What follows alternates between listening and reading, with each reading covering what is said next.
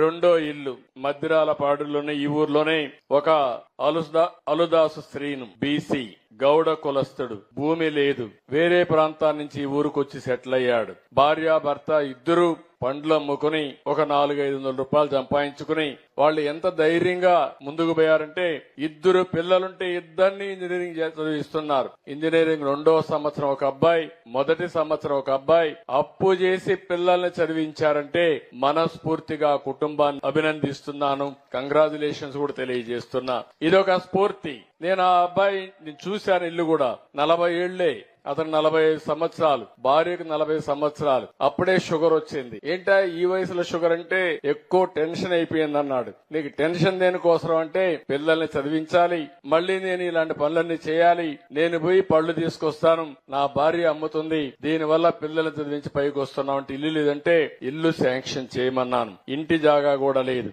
ఇప్పుడే సర్పంచ్ గారు ఇక్కడ ఉన్నారు, కలెక్టర్ గారు ఉన్నారు. కనీసం ఈ ఊర్లో 200 మందికి ఇంటి జాగాలు ఇచ్చి ఇండ్లు కట్టించాల్సిన బాధ్యత ఉంది.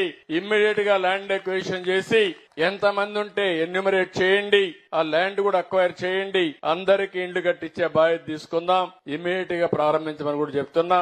అందులో మొదటి ఇల్లు ఆ సీనుకి ఇస్తామని చెప్పి మీ అందరికి హామీ ఇస్తున్నా.